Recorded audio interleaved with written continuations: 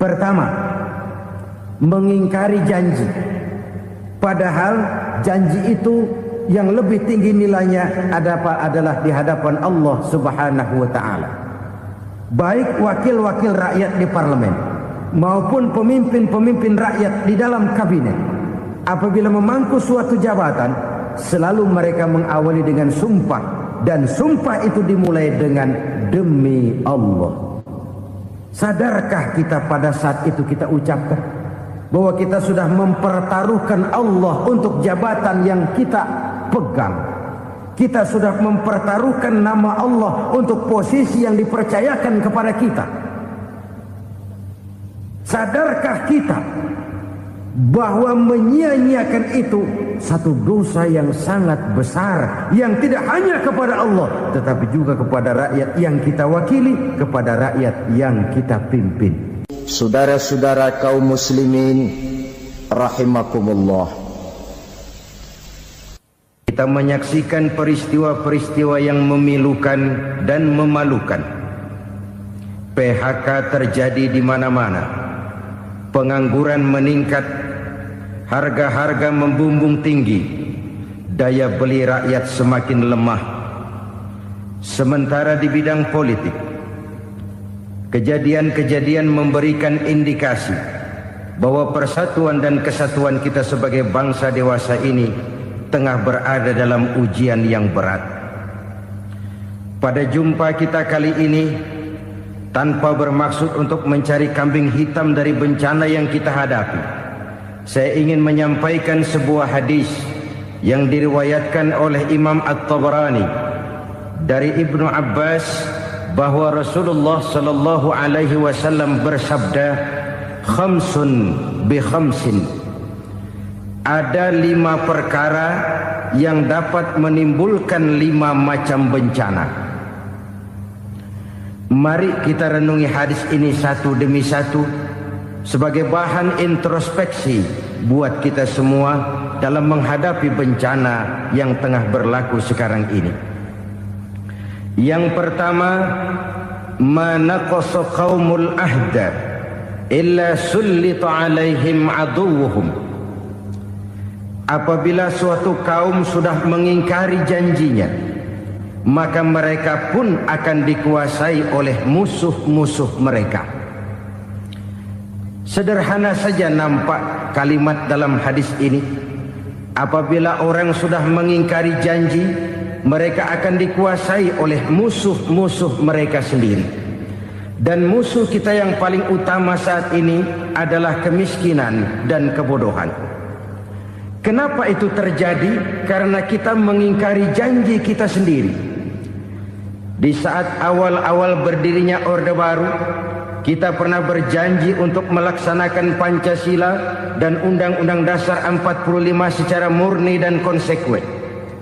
Kita berjanji bahwa kita akan menegakkan pemerintah yang bersih dan berwibawa. Itu semua pada permulaannya. Waktu demi waktu berjalan, kita lupa dengan janji yang kita ucapkan itu. Ketuhanan yang Maha Esa kita ucapkan, tapi kesetanan yang luar biasa yang kita lakukan. Kemanusiaan yang adil dan beradab yang kita dengungkan, tetapi kemanusiaan zalim dan biadab yang kita praktekkan. Sederhana saja saudara, hampir setiap pejabat pada posisi-posisi kunci, di awal-awal ia memangku jabatan itu, biasanya ia mengucapkan sumpah dengan lafaz demi Allah, bahwa dalam melaksanakan jabatan ini saya tidak akan menerima hadiah atau pemberian dalam bentuk apapun. Itu pada permulaannya. Lama-lama rupanya hadiah itu asik juga, mulai diterima. Lama-lama dirasa kurang, mulai menagih. Dan akhirnya terjadilah praktek yang disebut suap menyuap, semir menyemir, dan lain sebagainya. Kalau ini sudah menjadi kenyataan, bagaimana kita mau menegakkan pemerintah yang bersih dan berwibawa? Undang-Undang Dasar 45 menyatakan bahwa bumi, air, dan seluruh kekayaan negara dikelola oleh negara bagi sebesar-besar kemakmuran rakyat. Yang terjadi adalah bahwa kita merasa mewakili rakyat untuk menikmati harta dan kekayaan negara, sehingga rakyat banyak tidak bisa ikut menikmatinya. Menumpuklah harta itu sehingga terjadilah pepatah, gunung ditimbun, sumur digali. Yang kaya semakin kaya, yang miskin semakin terpuruk. Kita ingkar dengan janji yang kita ucapkan di awal-awal kita bergerak. Kita ingkar dengan janji pada saat kita mengatakannya dengan menyebut nama Allah, dengan mempertaruhkan nama Tuhan. Sehingga pada akhirnya jabatan pun mengalami tender. Sudah menjadi rahasia umum. Orang mau jadi lurah mesti mengeluarkan uang. Mau jadi camat mesti mengeluarkan uang. Mau jadi wali kota, bupati, bahkan gubernur, itu ada pasarannya. Secara logika, kalau orang memperoleh satu jabatan karena banyak mengeluarkan uang, tentu pada saat ia mengeluarkan uang, ia sudah punya pemikiran, modal pasti pulang, modal pasti kembali. Kalau orang memperoleh suatu jabatan karena banyak mengeluarkan uang, maka langkah pertama yang dia lakukan setelah memangku jabatan itu ialah bagaimana uang bisa kembali, bagaimana modal bisa pulang. Kalau modal sudah pulang, pikiran berikutnya bagaimana supaya dapat untung. Lalu kapan mau bekerja untuk kepentingan rakyat? Itu nomor 18. Kemudian kalau ada proyek-proyek besar, pertanyaannya ialah bukan apakah proyek ini bermanfaat bagi rakyat, apakah proyek ini layak untuk diteruskan. Tetapi yang jadi pertanyaan paling utama ialah bagian saya berapa duit dari proyek ini. Kita bisa lihat proyek, mega proyek lahan 1 juta hektar di Kalimantan Tengah, triliunan rupiah, dan proyek itu gagal. SD Inpres bulan ini diresmikan, bulan depan retak. Jembatan-jembatan bulan ini gunting pita, bulan depan runtuh. Kita ingkar dengan janji. Kita berkata kita bekerja untuk kepentingan rakyat, tapi kita tidak pernah mengenal rakyat itu. Apabila suatu kaum sudah mulai mengingkari janji, maka mereka akan dikuasai oleh musuh-musuh mereka. Akibatnya tersusunlah barisan-barisan sakit hati, yang makin lama makin menjadi bola salju, menggelinding membesar, dan kemudian terjadilah hal-hal yang tidak kita inginkan lagi. Apabila suatu kaum sudah mengingkari janji, maka mereka akan dikuasai oleh musuh-musuh mereka. Ini penyebab bencana yang pertama. Kita tidak konsekuen. Tadinya kita dengan lantang teriak-teriak berantas korupsi, ganyang korupsi. Pada waktu kita belum mendapat kesempatan. Setelah kita naik punya kesempatan, rupanya korupsi enak juga dirasa. Terjadi pergeseran nilai, orang luntur, kehilangan idealisme awal. Lalu untuk menghibur diri, menutup kesalahan, kita gunakanlah pepatah bahwa tidak ada gading yang tak retak, bahwa kita harus mikul dhuwur mendem jero. Itu semua cuma sebagai dalih agar kesalahan kita tidak dibicarakan orang lain. Padahal kita sendiri yang mengingkari janji. Kita yang keluar dari komitmen awal kita. Kita berjanji melaksanakan Pancasila dan Undang-Undang Dasar 45 dengan murni dan konsekuen. Kita berjanji untuk menegakkan pemerintah yang bersih dan berwibawa. Namun dalam kenyataannya itu tidak kita laksanakan dengan sebagaimana mestinya. Kita bergeser, kita mengalami proses degradasi, peluncuran nilai, dan akhirnya terbentuklah barisan-barisan sakit hati yang semakin lama semakin membesar itu. Kita harus introspeksi. Memang kalau zaman sedang susah, biasanya kambing hitam laris, tukang kompor gentayangan. Itu dari dulu selalu mencari kambing hitam. Karena itu kita tidak bicara orang, kita tidak bicara siapa yang salah, kita bicara sistem. Dan sistem itu bisa mengena siapa saja.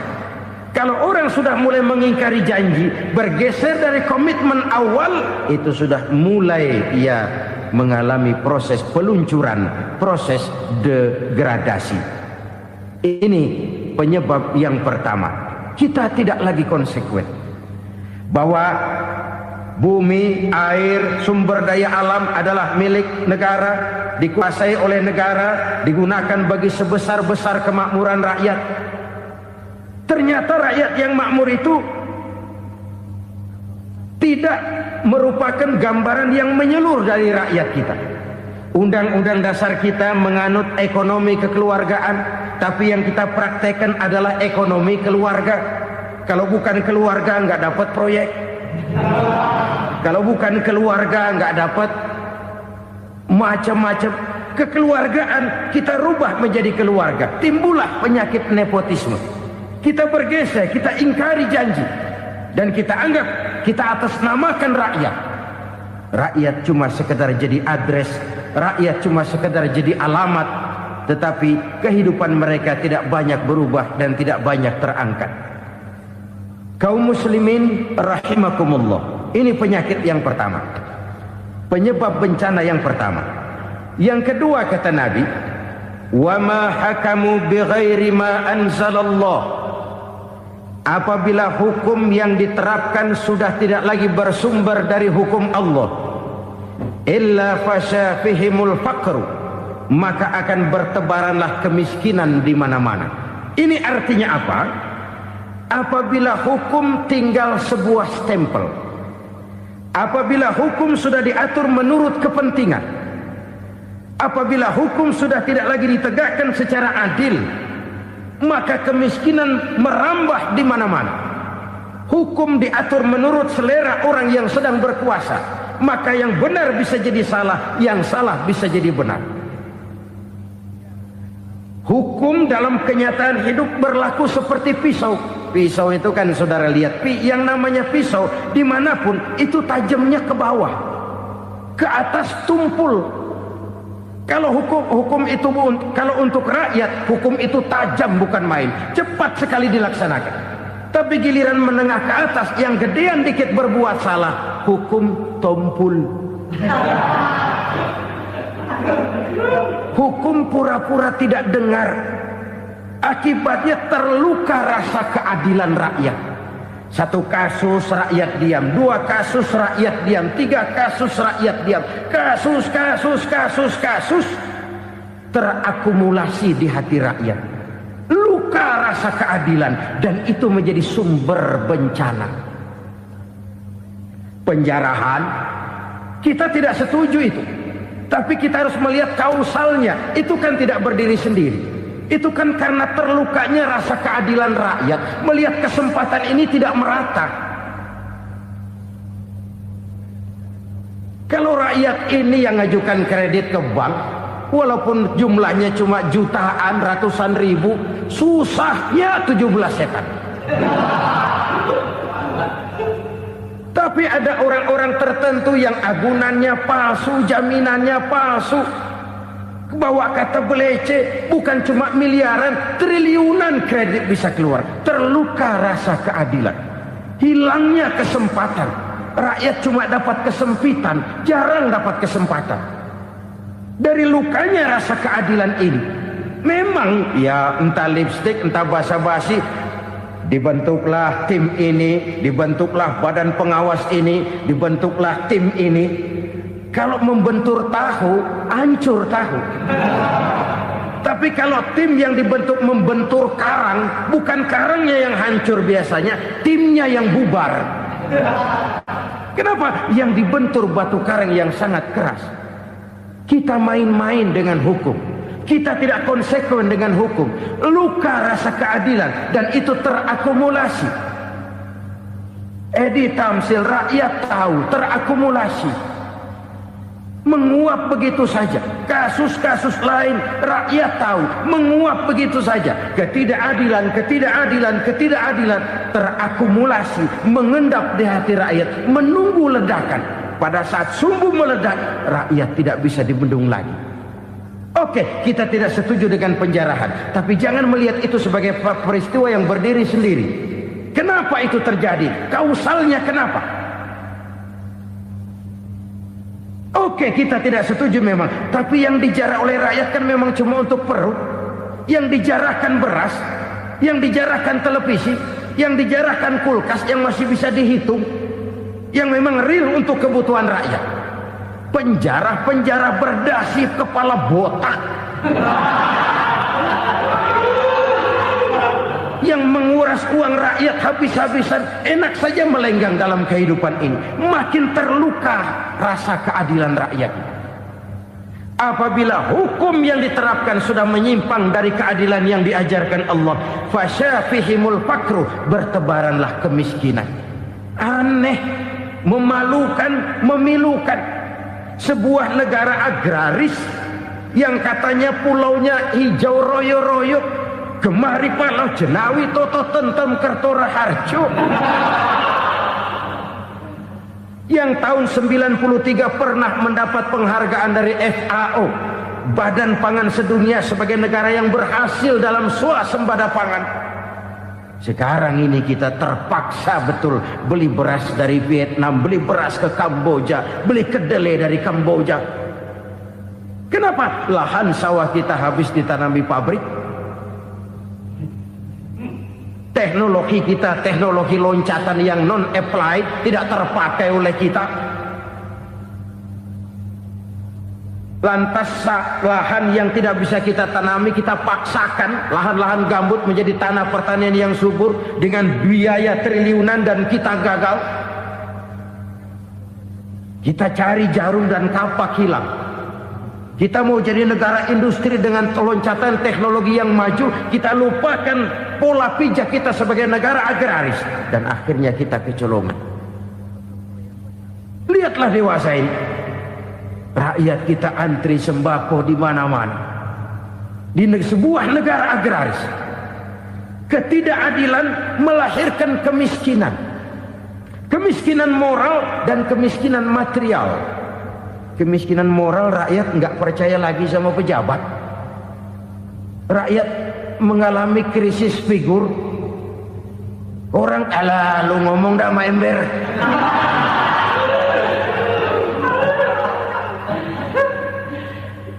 Penataran yang menghabiskan biaya miliaran itu melahirkan pejabat-pejabat korup. Pengawasan yang menghabiskan biaya miliaran itu ternyata impoten, mandul. Kemiskinan moral. Jujur saya berkata, saudara-saudara, setelah pintu reformasi dibuka, itu yang masuk memang macam-macam. Ada yang memang punya tujuan murni, konsekuen dan punya konsep. Ada yang nunggu di tikungan, begitu mobil lewat nyamber pintu, berangkat ikut reformasi. Ada yang memanfaatkan momentum, mumpung, untuk nyampein unek-unek, ngerti nggak, pokoknya ngomong. Sehingga keadaan semakin rancu, kebingungan semakin menjadi-jadi, masalah yang paling urgen tidak terselesaikan. Sekarang ini orang berpikir mendingan jadi pala ular daripada jadi buntut macan. Buntut macan memang hebat macan, tapi kalau buntutnya cuma ugel-ugel di belakang buat apa? Mendingan jadi pala ular, kecil juga nyaplok. Artinya ya biar kecil juga kalau punya partai kan gagah. Lalu rame-rame bikin partai kayak bikin arisan. Orang makin mengalami dislokasi. Semua mau jadi pahlawan, semua mau nomor satu, semua ngomong. Iya kalau bidangnya, kalau bukan makin rancu. Marilah lewat kesempatan ini saya mengajak kita untuk tahu diri. Biarkan politisi ngomong politik, biarkan ekonom menata ekonomi, biarkan praktisi bicara soal hukum, biarkan rakyat munajat, istighfar, mohon pertolongan Allah. Tahu diri kita. Kalau memang ayam, kukuruyuk aja dah. Kalau memang kucing, ayo ngeong. Kalau kambing, silahkan ngembe. Udah tahu ayam, ngeong bunyinya. Suaranya pales, orang nggak ngerti, bingung, makin menjadi-jadi. Ibarat kesebelasan sepak bola bangsa kita sekarang ini, rame-rame mau bikin gol, kiper ikut nyerang sekarang. Memilukan dan bahkan memalukan. Wa ma hakamu bighairi ma anzalallah illa fasyafihimul fakru. Kalau hukum yang diterapkan sudah menyimpang dari keadilan yang diajarkan Allah, bertebaranlah kemiskinan di mana-mana. Coba sekarang ini, yang punya duit bingung, apalagi yang kagak punya duit. Yang pengusaha gede ngeluh, apalagi yang pengusaha pas-pasan. Yang kagak punya beras, yang punya beras saja masih bingung, apalagi yang nggak punya beras. Ini sudah demikian merata. Dulu kita kagum mendengar konglomerat kelas buadak, kelas-kelas yang seakan-akan cuma ada dalam khayalan mereka, punya kekayaan miliaran dolar, triliunan. Sudahlah, seolah-olah nggak terjangkau sama kita. Weh, ternyata yang gede-gede itu juga gede utangnya. Dan rontok satu demi satu. Ternyata rakyat selama ini cuma dialamatkan, cuma dijadikan address. Rakyat yang tidak banyak ngerti persoalan ini harus menanggung hidup ini begini berat, harus menanggung beban hidup ini begini tinggi. Daya beli semakin lemah, semakin terpuruk dan terpuruk, sedang keadaan belum juga banyak berubah. Yang hutang sama luar negeri itu kan bukan rakyat kecil, Ciano. Yang banyak nyimpen dolar juga kan Ciano. Rakyat kecil bocah kampung mah jangankan nyimpen dolar, ngelihat juga tumben. Kemana kita mesti bercermin? Sekali lagi saya mengatakan, maaf, kita tidak bermaksud mencari kambing hitam. Karena itu kita tidak bicara orang, kita bicara sistem, kita bicara keadaan. Beginilah yang dikatakan Nabi, penyebab timbulnya bencana, hukum yang ditegakkan tidak lagi berorientasi kepada keadilan, tapi berorientasi kepada kepentingan.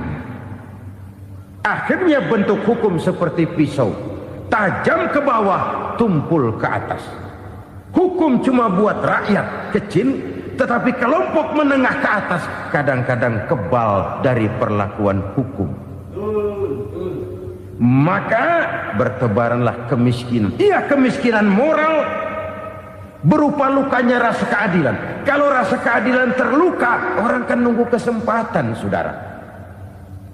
Iya, dia nggak bisa ngomong. Iya, dia nggak sanggup action.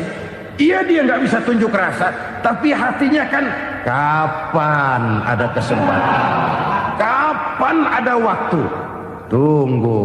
Hatinya mesti begitu. Sehingga begitu ada kesempatan, terjadilah hal-hal yang tidak terhindarkan. Dan itu ekses, bukan reformasi. Jangan seperti sebuah dialog saya dengan seorang abang beca. Saya bertanya, bang, iya, abang tahu nggak reformasi? Tahu, Ustadz. Apa? Pembakaran. Terus penjarahan, lalu perkosaan. Itu reformasi. Itu yang saya lihat. Nah, itu yang dia lihat. Saya tentu tidak menyalahkan abang beca kita, karena memang itu yang dia lihat dan sejauh itu wawasannya. Tapi ini indikasi bahwa banyak rakyat kita yang belum bisa menggunakan kebebasan secara bertanggung jawab. Padahal kebebasan tanpa tanggung jawab tirani. Sebuah contoh gampang-gampangan. Saya beli radio, saya setel di kamar saya, lalu saya bilang, ini radio gue. Yang beli gue, pakai duit gue setel di kamar gue, sekeras-kerasnya, gak ada urusan sama orang lain. Itu kata saya. Tetapi tetangga saya sebelah rumah kan boleh juga ngomong begitu. Kata tetangga saya, ini mata gue, yang ngantuk gue tidur di kamar gue, kenapa suara radio lu nyampe kemari? Artinya apa ini? Kebebasan saya nyetel radio dibatasi oleh kebebasan tetangga saya yang mau tidur. Tidak ada kebebasan mutlak. Kebebasan mutlak tanpa tanggung jawab kembali akan melahirkan tirani, kembali akan melahirkan pemaksaan kehendak. Dan itu lagi-lagi bukan demokrasi. Saudara-saudara kaum muslimin rahimakumullah. Ini penyakit yang kedua, lukanya rasa keadilan, terutama di kalangan rakyat kecil. Itu mengendap menjadi akumulasi dan menunggu giliran kapan bisa dimuntahkan. Dengan kata lain, rakyatnya udah banyak banget makan yang perutnya jadi enak, nyelam. Kapan nunggu muntahnya? Udah begini banyak akumulasi yang mereka pendam di perut ini, sehingga ketika terjadi kesempatan itu sudah tidak terkendalikan lagi. Kita out of control. Saya tidak mentolerir sikap-sikap kekerasan. Bahkan saya lebih cenderung bahwa kalau di rumah kita banyak tikusnya saja racuni, jangan rumah dibakar. Bahwa ada korupsi, iya. Ada kolusi, memang. Ada nepotisme, tentu. Tetapi tikusnya saja racuni. Jangan rumah dibakar. Masa mau ngusir tikus bakar rumah? Tikusnya lari, tikusnya selamat, rumahnya ewes-ewes.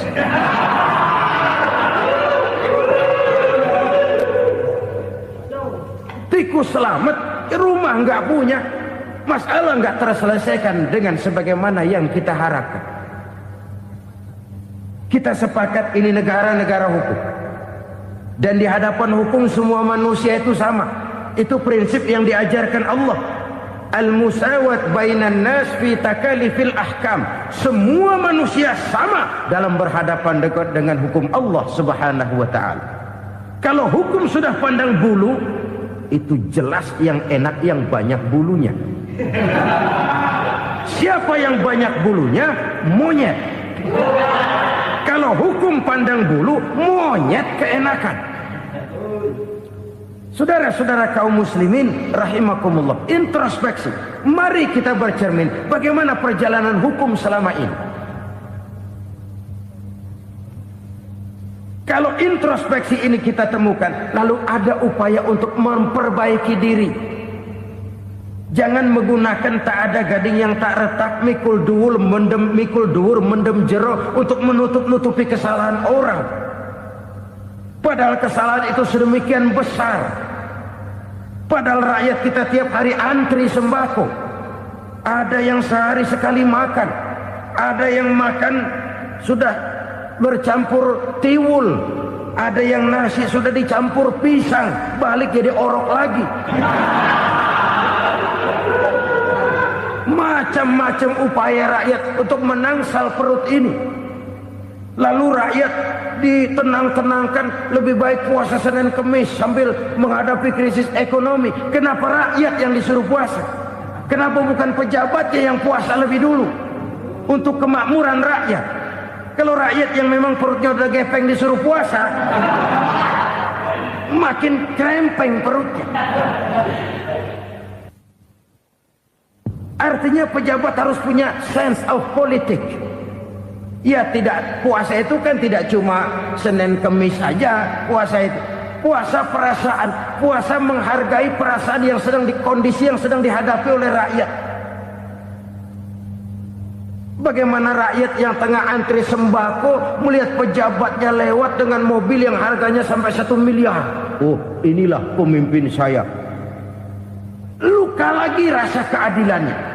Kita tidak tenggang rasa. Puasa dalam artian itu pun akan menolong menegakkan semangat kebersamaan, membentuk semangat kebersamaan. Saudara-saudara kaum muslimin rahimakumullah, penyebab bencana yang ketiga dikatakan oleh baginda Nabi, wala dhaharat fihimul fahishatu illa fasha fihimul maut. Apabila kekejian telah merajalela, maka maut bertebaran di mana-mana. Kita renungi butir kalimat dalam hadis ini. Apabila kekejian telah merajalela, maut bertebaran di mana-mana. Begitu murah arti sebuah kehidupan. Penjarahan untuk hal-hal yang kecil tapi sampai mengorbankan nyawa. Apabila kekejian sudah terjadi di mana-mana, maut pun bertebaran. Maut dalam arti berpisah ruh dengan jasad, tapi juga maut dalam arti orang bisa mati karirnya, orang bisa mati usahanya, orang bisa mati kesempatannya karena perbuatan-perbuatan keji yang selama ini tidak terbendung. Lahirlah teori mafia. Siapa yang kuat dia yang berkuasa, siapa yang lemah dia menjadi mangsa. Proyek-proyek besar yang menang tender itu ya dari itu ke itu saja. Yang pengusaha-pengusaha tidak punya koleksi, koneksi, tidak bisa bayar komisi, dapat proyek tetelan. Ada dagingnya, dikit namanya juga tetelan. Dagingnya sudah habis disantap oleh meja. Sekian puluh meja dilalui, sekian puluh amplop dikeluarkan. Sehingga yang akhirnya ya tinggal tetelan itu tadi. Maka kualitas pekerjaan pun sudah bukan lagi jadi masalah. Demikianlah mafia-mafia ini bermunculan di mana-mana. Di pengadilan terkenallah mafia pengadilan. Hukum bisa dibeli, hukum bisa dipesan menurut kebutuhan sponsor. Mafia peradilan, mafia politik, mafia ekonomi, bahkan mafia agama yang menggunakan agama sebagai kedok, menggunakan agama sebagai dalih, menggunakan agama sebagai topeng untuk melancarkan maksud-maksud politiknya pun tidak tertutup kemungkinan. Apabila kekejian telah merajalela, maut bertebaran di mana-mana. Korupsi, kolusi, nepotisme itu bagian dari kekejian. Kita selama ini kalau mendengar maksiat, itu yang terbayang cuma judi, mabuk, zina. Iya itu maksiat. Tapi korupsi, kolusi, nepotisme itu juga maksiat dalam bentuk lain. Kalau ini sudah bertebaran, maka maut terjadi di mana-mana. Jangan bayangkan cuma mati orangnya, itu sih kewajiban. Yang menyakitkan itu orangnya masih hidup tapi dibikin mati. Karirnya mati. Kenapa? Karena yang diperlukan bukan cuma orang pinter tapi orang taat. Biar pinter kalau nggak taat minggir. Biar bodoh kalau taat bisa nyenangin atasan, bisa nyemur. Kumaha juragan wae ayeuna mah. Itu yang kadang-kadang dapat penghargaan. Tidak ada prestasi kerja kecuali bikin senang orang di atas. Kita lihat di desa-desa jalan rusak. Kalau ada berita pejabat anak mau turun, jalan rata sekali. Sampai tanah dari mana aja dikeruk buat ngeratain tuh jalan. Pejabat pulang legok lagi jalanan. Katanya kita kerja buat rakyat, nyatanya kita cuma melayani atasnya. Kenapa? Terjadi lingkaran setan. Seperti kata lagu Dul Sumbang itu. Mahasiswa takut sama dosen, dosen takut sama dekan, dekan takut sama rektor, rektor takut sama menteri, menteri takut sama presiden, presiden takut sama mahasiswa. Muter balik lagi. Lingkaran setan. Lingkaran setan. Saudara-saudara kaum muslimin rahimakumullah. Kekejian yang merajalela, praktek-praktek mafia yang tertuang dalam kehidupan sehari-hari menyebabkan orang mati karirnya, jasad masih hidup, karir mati, itu menyakitkan. Mati bisnisnya. Rakyat kecil pernah senang ketika Ceh cengkeh booming, harganya bagus, rakyat banyak yang pergi haji. Lalu mau ditata, lahir tata niaga cengkeh, malah amburadul. Harga cengkeh jatuh, petani cengkeh kecil menjerit. Siapa yang untung? Segelintir orang. Masihkah kita pakai atas nama rakyat untuk kepentingan nasional, padahal yang nyanyi cuma segelintir orang? Masihkah kita mau bohongi rakyat ini dengan mobil nasional tapi bikinan Korea?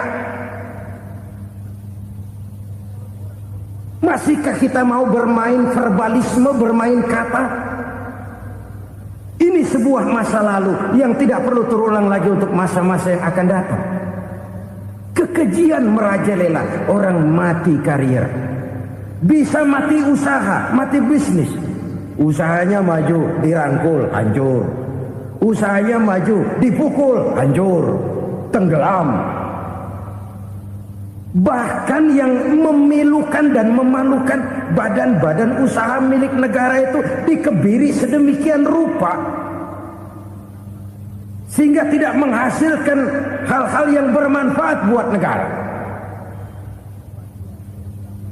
Saudara-saudara kaum muslimin rahimakumullah, kalau nafsu yang sudah mengatur itu semua, maka kekejian pun merajalela.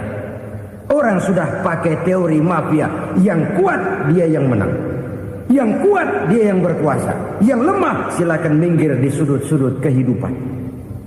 Kalau kekejian seperti ini merajalela, maut bertebaran di mana-mana. Banyak orang mati kariernya, banyak orang mati usahanya, banyak orang mati imajinasinya. Sekarang ini dalam dunia seni, yang banyak karyawan seni, bukan seniman. Seniman itu kan dilahirkan, lain seniman, lain karyawan seni. Sekarang yang banyak karyawan seni, bukan seniman. Mati karier, mati imajinasi, mati improvisasi. Sehingga kehidupan persis sinetron. Sinetron itu yang kita lihat rumah mewah, yang kita lihat rumah bagus. Gak pernah kita lihat di sinetron kita ini rakyat antri sembako. Kita dijejali hal-hal yang indah, yang wah, yang membuat kita tenggelam dalam gaya hidup instan, tenggelam dalam gaya hidup wah. Kita lupa dengan realitas keseharian di tengah-tengah masyarakat kita. Lahirlah kelompok-kelompok selebritis, dibesarkan oleh berbagai media. Selebritis pilek aja masuk koran, pilek.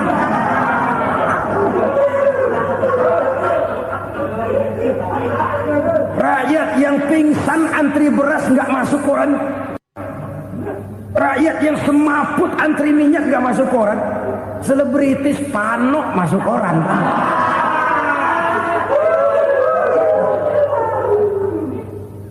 Kita besarkan hal-hal kecil, kita kecilkan hal-hal besar.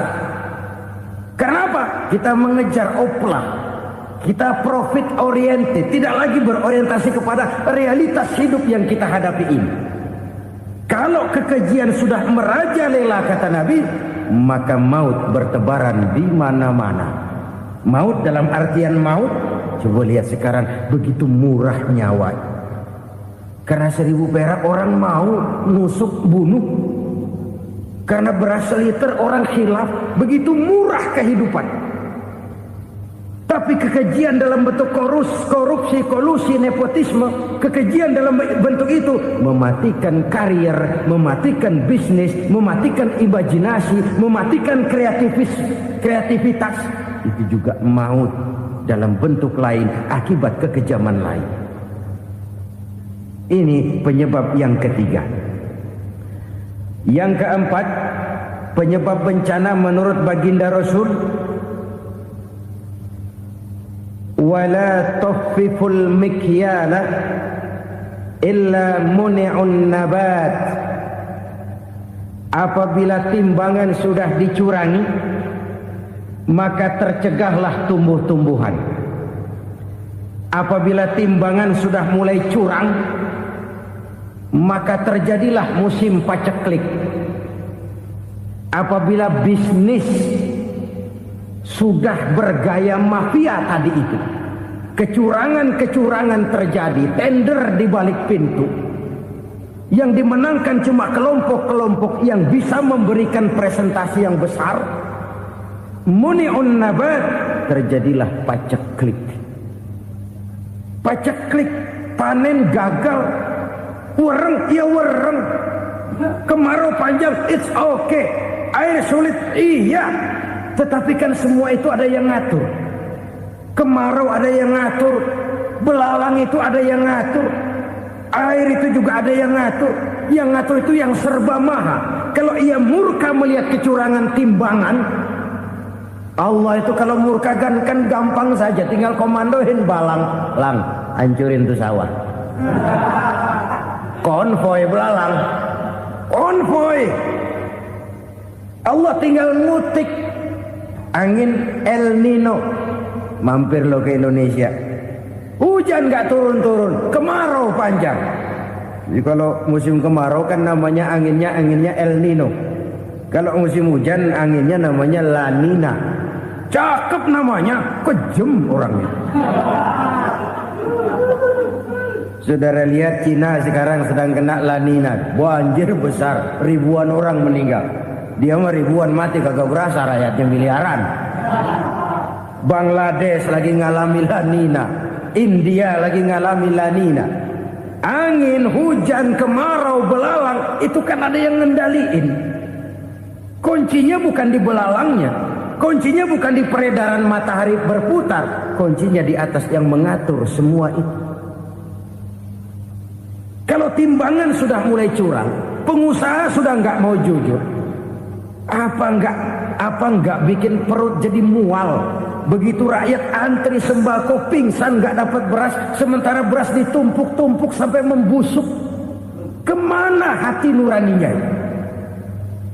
Kemana akal pikirannya? Kemana mereka yang berbuat atas nama rakyat tapi melihat rakyat susah tidak tergerak hatinya? Apabila timbangan sudah mulai dicurangi, bisnis sudah mulai melenceng, maka terjadilah paceklik. Sebuah negara yang berhasil dalam swasembada pangan, lalu sekarang menjadi negara yang rakyatnya antri untuk memperoleh kebutuhan pangan. Saudara-saudara kaum muslimin rahimakumullah, ini intinya adalah kecurangan. Kalau kecurangan sudah terjadi di mana-mana, dan ini milik siapa saja, bukan soal tempat, bukan soal jabatan, soal manusianya, SDM-nya. Kecurangan tidak cuma terjadi di kantor, di masjid bisa terjadi kecurangan. Korupsi tidak hanya bisa terjadi di kantor, di madrasah bisa ada korupsi. Faktor manusianya, ini soal SDM. Kecurangan yang besar tentu besar lagi kerugiannya. Kecurangan yang kecil, kecurangan sehari-hari, pedagang-pedagang kecil ngurangi timbangan, barang yang buruk dikatakan baik, yang baik dikatakan buruk, itu merugikan perorangan. Kecurangan yang besar merugikan bangsa dalam bentuk total, dalam bentuk seutuhnya. Nah, kecurangan-kecurangan seperti ini rakyat kan lihat, rakyat kan tahu, dan itu kembali terakumulasi di sini, pegel. Dan jangan lupa, rakyat yang nggak ngomong itu, rakyat yang nggak bersuara itu, batinnya menjerit, jeritannya menggoncang aras, dan itu didengar Allah. Yadullah fauqal jamaah, kata Nabi, tangan Tuhan di atas orang banyak. Jeritan hati rakyat menggoncang aras. Rakyat yang terlalu banyak dizolim, rakyat yang terlalu banyak dirugikan, ya rakyat yang terlalu banyak di atas namakan, menjerit batinnya, menggoncang aras, dan Allah bisa menggerakkan apa saja untuk membuat satu situasi. Allah bisa menggerakkan apa saja untuk membuat satu situasi. Saudara-saudara kaum muslimin rahimakumullah, ini faktor yang ketiga, timbulnya kecurangan. Faktor yang keempat maksud saya. Yang kelima, penyebab timbulnya bencana menurut baginda Nabi, wala muni'uz zakat, wala muni'uz zakat, illa hubbisa anhumul qatru. Apabila zakat enggan dibayar, maka tercegahlah qatrun. Qatrun ini kalau bahasa kita sembako. Maka tercegahlah kebutuhan-kebutuhan yang kita perlukan. Ini, kita tidak meragukan bahwa yang kita tuju adalah masyarakat yang adil dalam kemakmuran dan makmur dalam keadilan. Nah, antara kemakmuran dan keadilan ini memang sering tidak bisa berjalan seiring. Pada saat kemakmuran kita kejar, ekonomi kita pacu, ada nilai-nilai keadilan yang tertinggal. Pada saat nilai keadilan kita tegakkan benar-benar, ada unsur-unsur kemakmuran yang terabaikan. Oke, kita bisa mengatakan kasus. Oke, kita bisa mengatakan itu sebagian kecil. Tapi kalau sebagian kecil, lama-lama kan jadi sebagian besar. Oke, kita mengejar kemakmuran. Pertanyaannya, kemakmuran untuk siapa? Oke, kita berikan kelompok tertentu kue yang besar dengan harapan nanti dia bagiin kuenya kepada yang kecil-kecil. Tapi kenyataan mereka yang dapat kue besar akhirnya malah lupa diri dan lupa daratan. Mau makin besar, malah memeras yang kecil-kecil ini. Sekarang kan yang kecil modali yang besar. Ramai-ramai buka bank, ternyata kamuflase. Uang banknya untuk kredit perusahaannya sendiri. Nasabahnya rakyat kecil. Artinya apa? Rakyat kecil disuruh modalin orang yang udah gede. Ini kan sumber geledek urusan.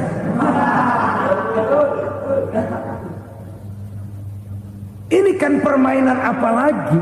Rakyat kecil suruh modali yang gede. Nasabahnya rakyat kecil, kumpulkan uangnya di bank, kucurkan kredit kepada perusahaannya sendiri. Bukankah itu rakyat kecil suruh modali yang gede? Sudah begitu kejamkah kita untuk meraih keuntungan dengan mengorbankan orang kecil ini? Sudah tidak bicara lagi kah nurani kita melihat penderitaan orang yang semakin susah ini?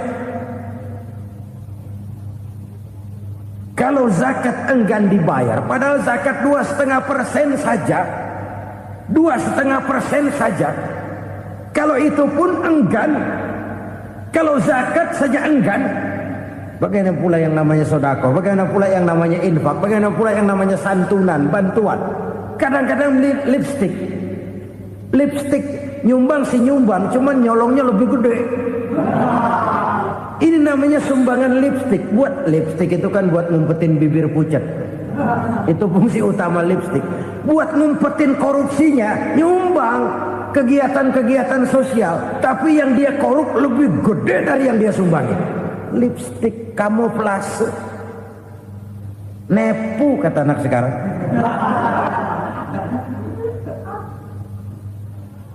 Saudara-saudara kaum muslimin rahimakumullah. Demikian berat kewajiban zakat ini sampai di zaman Sayyidina Abu Bakar pernah keluar komando perangi orang yang enggan membayar zakat. Perangi. Karena fungsi zakat adalah menjembatani antara si kaya dengan si miskin. Bahwa ada kemiskinan itu Qur'ani. Allah menyatakan, aku melebihkan rezeki sebagian kamu dari yang lain. Ini kan kesenjangan. Allah melebihkan rezeki sebagian kamu dari yang lain. Ada itu. Tetapi itu berjalan secara nature. Nah, kalau direkayasa, yang kaya semakin kaya, yang miskin semakin terpuruk, yang sudah besar dapat proyek besar, yang kecil dapat tetelan. Ini kan rekayasa namanya. Kesenjangan yang direkayasa ini yang kita harus kikis. Nah, fungsi zakat menjembatani dari sisi sosial. Dari sisi pribadi, Nabi berpesan, zakku amwalakum biz zakat. Bersihkan hartamu dengan zakat.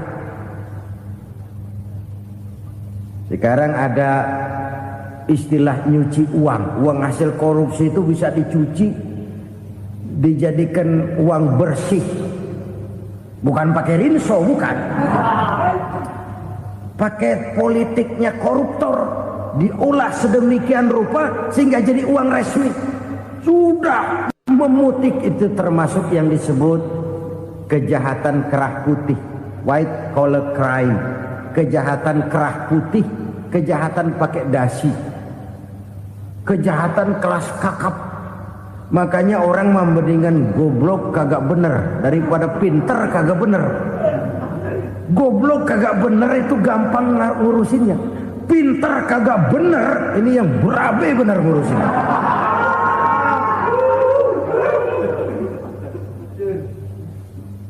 Kita bukan cuma perlu orang pinter kok di zaman sekarang. Kita perlu orang-orang bener yang punya komitmen, yang sesuai kata dan perbuatan, yang bisa merasakan apa yang dirasakan oleh rakyat, yang punya sense of politik yang tinggi, yang peka, yang penuh keterbukaan, yang punya wawasan dan pandangan jauh ke depan.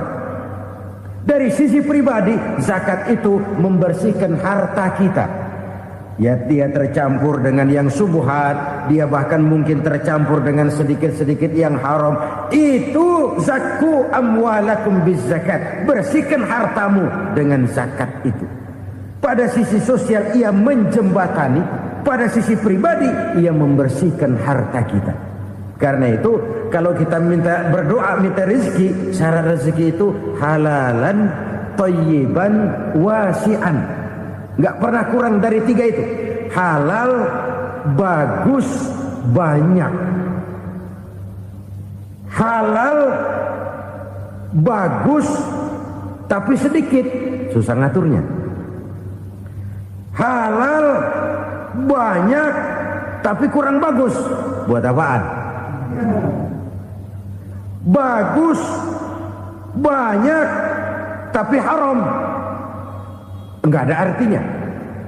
Sebab kata Imamul Ghazali, kalau kau terlalu suka memakan makanan yang haram, dikunyah masuk ke dalam perut besar, digiling oleh perut besar, menghasilkan energi, menggerakkan sel-sel pembuluh saraf, kau juga akan cenderung berpikir yang haram. Kalau sudah cenderung berpikir yang haram, perbuatan pun akan mengarah kepada perbuatan-perbuatan yang haram. Dulu waktu kelompok Jimbaran 200 konglomerat Indonesia kumpul, dihimbau supaya sekian persen kasih pengusaha-pengusaha lemah. Itu kan cuma sekedar belas kasihan, tidak banyak menolong keadaan. Dan bukan itu yang diperlukan pengusaha-pengusaha kecil. Yang diperlukan adalah berikan kami kesempatan seperti mereka dapat kesempatan. Berikan kami peluang seperti mereka juga dikasih peluang. Kalau cuma dikasih 100 juta, 200 juta hari ini, usaha kami nggak ada prospeknya, peluang kagak ada, kan sama juga bohong. Diceburin ke kali, disuruh berenang, tangan diikat, mendingan mampusin ketahuan. Ayo berenang, berlomba, tangan diikat, kaki diikat.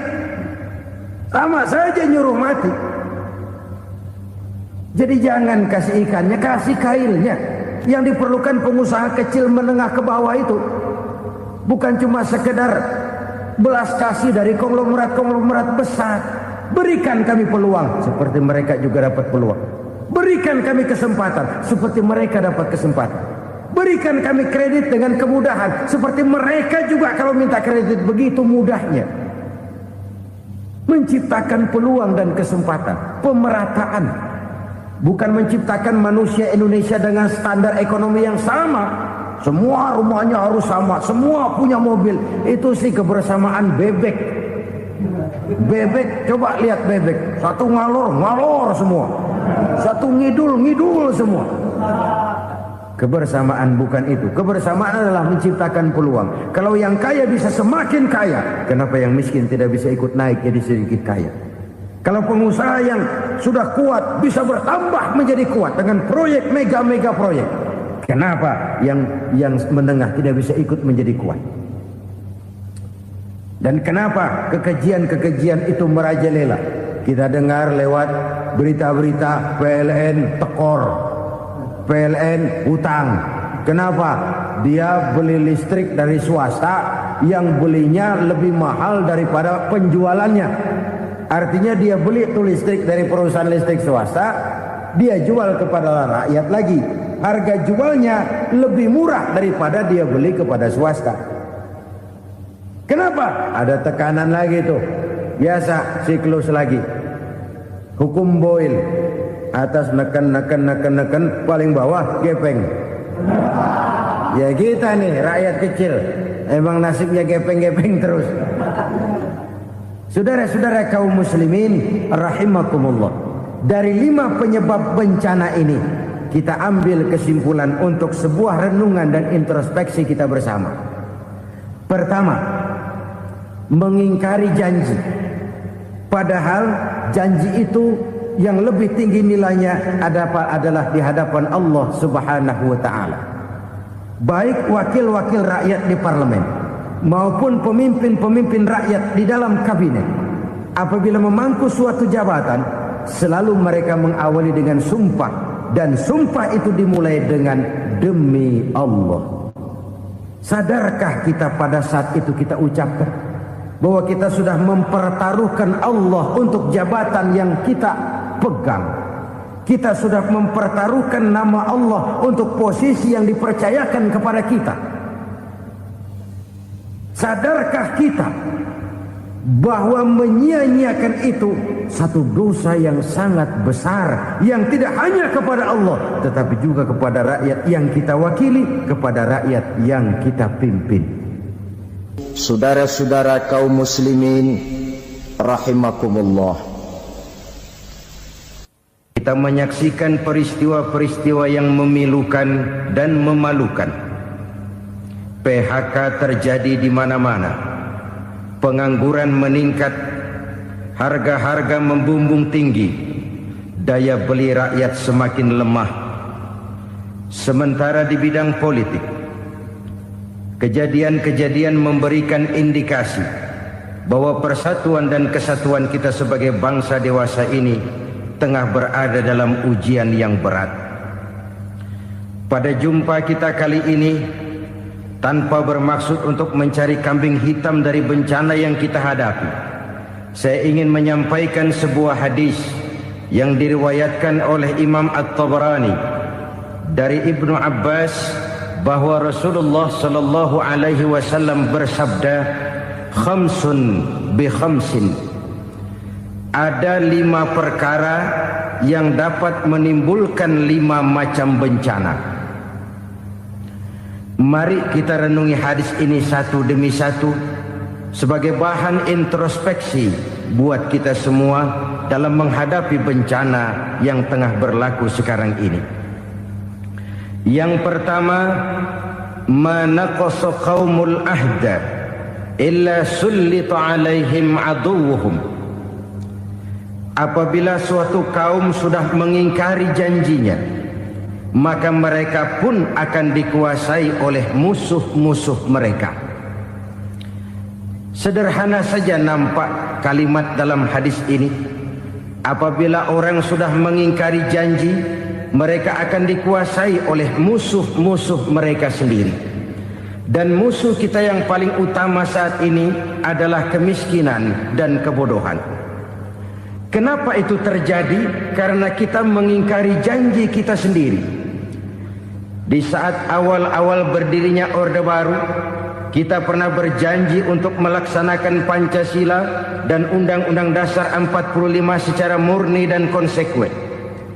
Kita berjanji bahwa kita akan menegakkan pemerintah yang bersih dan berwibawa. Itu semua pada permulaannya.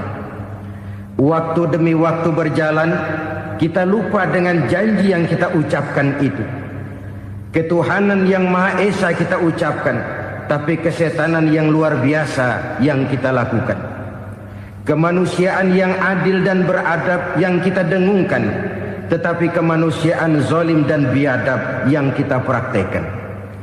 Sederhana saja saudara, hampir setiap pejabat pada posisi-posisi kunci di awal-awal ia memangku jabatan itu, biasanya ia mengucapkan sumpah dengan lafaz demi Allah bahwa dalam melaksanakan jabatan ini saya tidak akan menerima hadiah atau pemberian dalam bentuk apapun.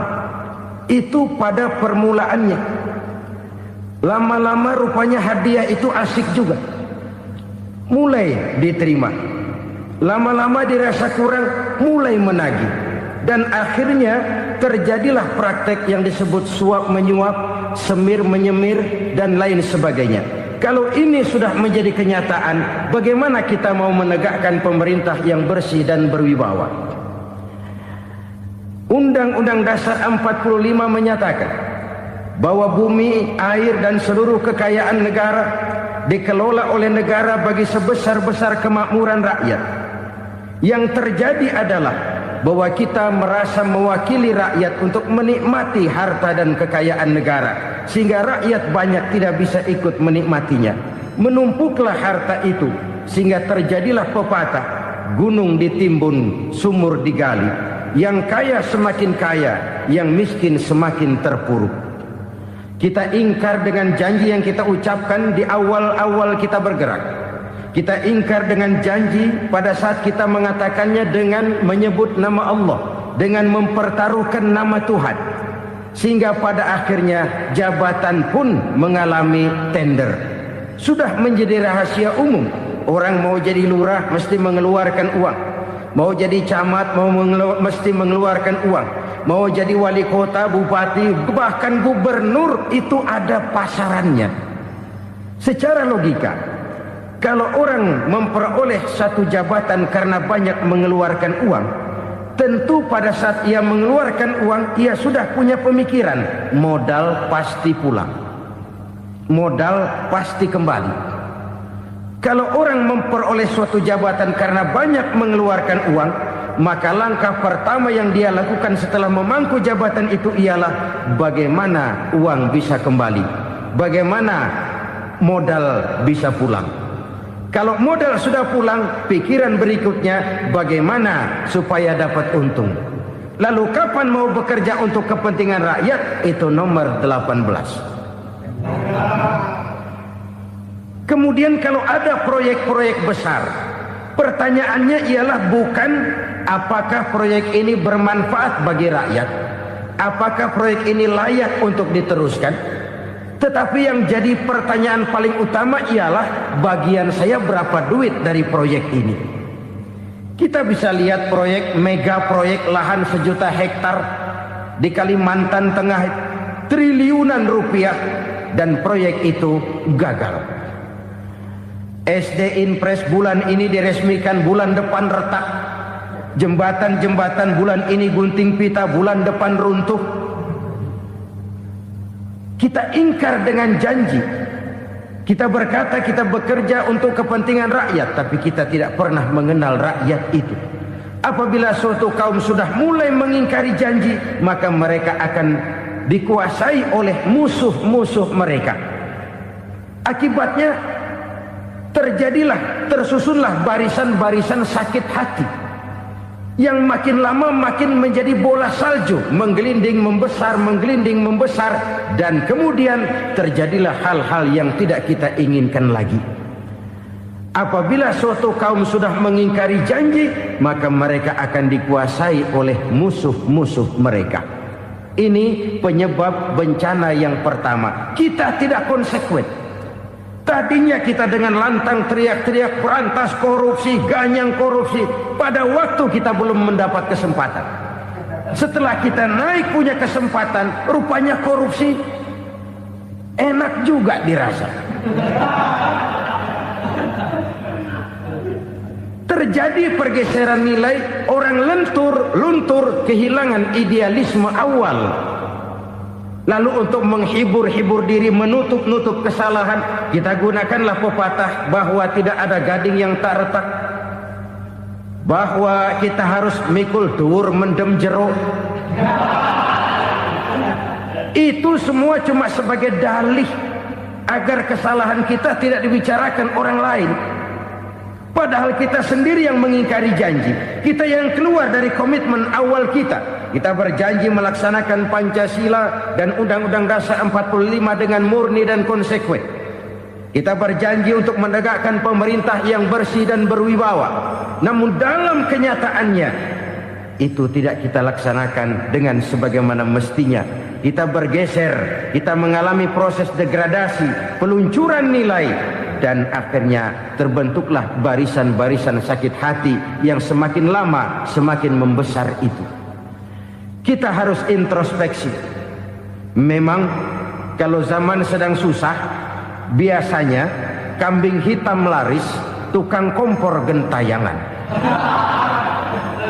Itu dari dulu selalu mencari kambing hitam. Karena itu kita tidak bicara orang, kita tidak bicara siapa yang salah, kita bicara sistem. Dan sistem itu bisa mengena siapa saja.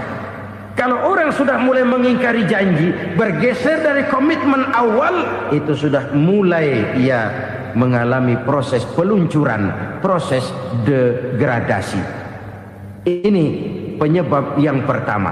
Kita tidak lagi konsekuen bahwa bumi, air, sumber daya alam adalah milik negara, dikuasai oleh negara, digunakan bagi sebesar-besar kemakmuran rakyat. Ternyata rakyat yang makmur itu tidak merupakan gambaran yang menyeluruh dari rakyat kita. Undang-undang dasar kita menganut ekonomi kekeluargaan, tapi yang kita praktekkan adalah ekonomi keluarga. Kalau bukan keluarga nggak dapat proyek. Kalau bukan keluarga nggak dapat macam-macam. Kekeluargaan kita rubah menjadi keluarga. Timbullah penyakit nepotisme. Kita bergeser, kita ingkari janji, dan kita anggap kita atasnamakan rakyat.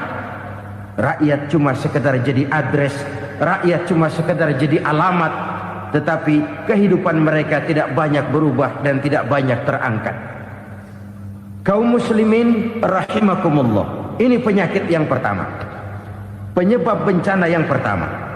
Yang kedua, kata Nabi, wa ma hakamu bighairi ma anzalallah.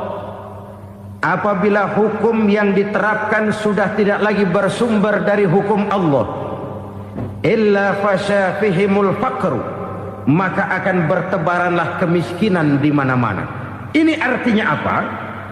Apabila hukum tinggal sebuah stempel, apabila hukum sudah diatur menurut kepentingan, apabila hukum sudah tidak lagi ditegakkan secara adil, maka kemiskinan merambah di mana-mana. Hukum diatur menurut selera orang yang sedang berkuasa, maka yang benar bisa jadi salah, yang salah bisa jadi benar. Hukum dalam kenyataan hidup berlaku seperti pisau. Pisau itu kan saudara lihat, yang namanya pisau dimanapun itu tajamnya ke bawah, ke atas tumpul. Kalau hukum itu, kalau untuk rakyat, hukum itu tajam bukan main, cepat sekali dilaksanakan. Tapi giliran menengah ke atas, yang gedean dikit berbuat salah, hukum tumpul. Hukum pura-pura tidak dengar. Akibatnya terluka rasa keadilan rakyat. Satu kasus rakyat diam, dua kasus rakyat diam, tiga kasus rakyat diam, kasus terakumulasi di hati rakyat. Luka rasa keadilan, dan itu menjadi sumber bencana. Penjarahan, kita tidak setuju itu, tapi kita harus melihat kausalnya. Itu kan tidak berdiri sendiri. Itu kan karena terlukanya rasa keadilan rakyat, melihat kesempatan ini tidak merata. Kalau rakyat ini yang ngajukan kredit ke bank, walaupun jumlahnya cuma jutaan, ratusan ribu, susahnya 17 setan. Tapi ada orang-orang tertentu yang agunannya palsu, jaminannya palsu, bawa kata belece, bukan cuma miliaran, triliunan kredit bisa keluar. Terluka rasa keadilan, hilangnya kesempatan. Rakyat cuma dapat kesempitan, jarang dapat kesempatan. Dari lukanya rasa keadilan ini, memang ya entah lipstik, entah basa-basi, dibentuklah tim ini, dibentuklah badan pengawas ini, dibentuklah tim ini. Kalau membentur tahu, hancur tahu. Tapi kalau tim yang dibentuk membentur karang, bukan karangnya yang hancur biasanya, timnya yang bubar. Kenapa? Yang dibentur batu karang yang sangat keras. Kita main-main dengan hukum. Kita tidak konsekuen dengan hukum. Luka rasa keadilan dan itu terakumulasi. Edi Tamsil, rakyat tahu, terakumulasi. Menguap begitu saja. Kasus-kasus lain rakyat tahu, menguap begitu saja. Ketidakadilan terakumulasi, mengendap di hati rakyat, menunggu ledakan. Pada saat sumbu meledak, rakyat tidak bisa dibendung lagi. Oke, kita tidak setuju dengan penjarahan, tapi jangan melihat itu sebagai peristiwa yang berdiri sendiri. Kenapa itu terjadi? Kausalnya kenapa? Oke, kita tidak setuju memang, tapi yang dijarah oleh rakyat kan memang cuma untuk perut. Yang dijarahkan beras, yang dijarahkan televisi, yang dijarahkan kulkas yang masih bisa dihitung, yang memang real untuk kebutuhan rakyat. Penjara berdasi kepala botak yang menguras uang rakyat habis-habisan, enak saja melenggang dalam kehidupan ini. Makin terluka rasa keadilan rakyat. Apabila hukum yang diterapkan sudah menyimpang dari keadilan yang diajarkan Allah, fasyafihimul fakru, bertebaranlah kemiskinan. Aneh, memalukan, memilukan. Sebuah negara agraris yang katanya pulaunya hijau royo-royo, Gemari Palau Jenawi Toto Tentem Kertora Harjo, yang tahun 93 pernah mendapat penghargaan dari FAO, Badan Pangan Sedunia, sebagai negara yang berhasil dalam swasembada pangan. Sekarang ini kita terpaksa betul beli beras dari Vietnam, beli beras ke Kamboja, beli kedelai dari Kamboja. Kenapa? Lahan sawah kita habis ditanami pabrik. Teknologi kita, teknologi loncatan yang non-applied, tidak terpakai oleh kita. Lantas lahan yang tidak bisa kita tanami, kita paksakan lahan-lahan gambut menjadi tanah pertanian yang subur dengan biaya triliunan, dan kita gagal. Kita cari jarum dan kapak hilang. Kita mau jadi negara industri dengan loncatan teknologi yang maju, kita lupakan pola pijak kita sebagai negara agraris, dan akhirnya kita kecolongan. Lihatlah dewasa ini, rakyat kita antri sembako di mana-mana. Di sebuah negara agraris, ketidakadilan melahirkan kemiskinan. Kemiskinan moral dan kemiskinan material. Kemiskinan moral, rakyat nggak percaya lagi sama pejabat. Rakyat mengalami krisis figur. Orang, alah lu ngomong dah sama ember.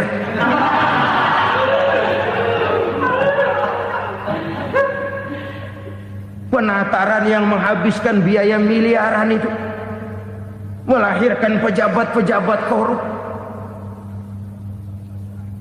Pengawasan yang menghabiskan biaya miliaran itu ternyata impoten, mandul. Kemiskinan moral. Jujur saya berkata, saudara-saudara, setelah pintu reformasi dibuka, itu yang masuk memang macam-macam. Ada yang memang punya tujuan murni, konsekuen dan punya konsep. Ada yang nunggu di tikungan, begitu mobil lewat nyamber pintu, berangkat ikut reformasi. Ada yang memanfaatkan momentum, mumpung, untuk nyampein unek-unek, ngerti nggak, pokoknya ngomong.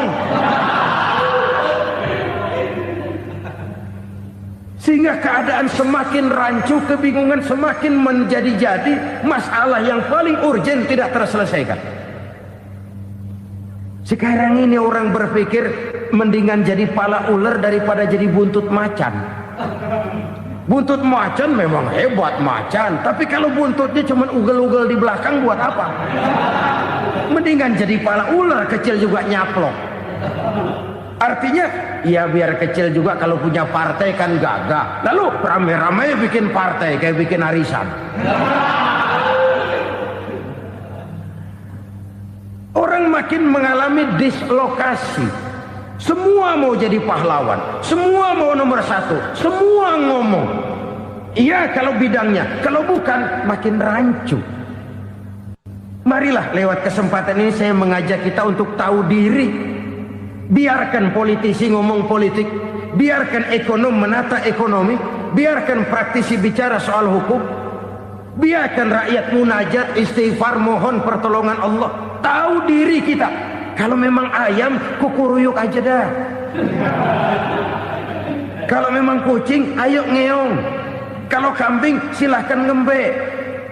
Udah tahu ayam, ngeong bunyinya.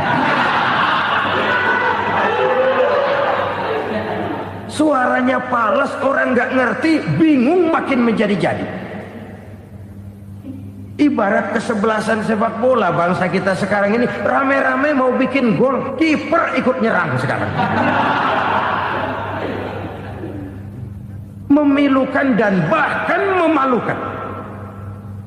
Wa ma hakamu bighairi ma anzalallah illa fasha fihimul fakru. Kalau hukum yang diterapkan sudah menyimpang dari keadilan yang diajarkan Allah, bertebaranlah kemiskinan di mana-mana. Coba sekarang ini, yang punya duit bingung, apalagi yang kagak punya duit. Yang pengusaha gede ngeluh, apalagi yang pengusaha pas-pasan. Yang kagak punya beras, yang punya beras saja masih bingung, apalagi yang nggak punya beras. Ini sudah demikian merata.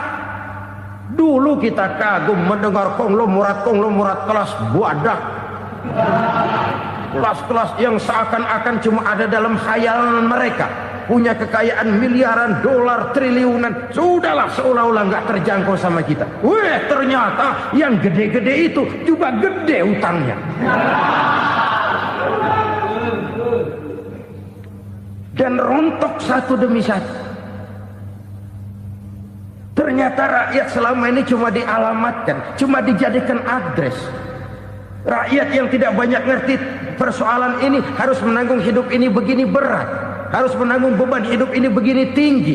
Daya beli semakin lemah, semakin terpuruk dan terpuruk, sedang keadaan belum juga banyak berubah. Yang hutang sama luar negeri itu kan bukan rakyat kecil, Ciano. Yang banyak nyimpen dolar juga kan Ciano. Rakyat kecil bocah kampung mah jangankan nyimpen dolar, ngelihat juga tumben. Kemana kita mesti bercermin? Sekali lagi saya mengatakan maaf, kita tidak bermaksud mencari kambing hitam.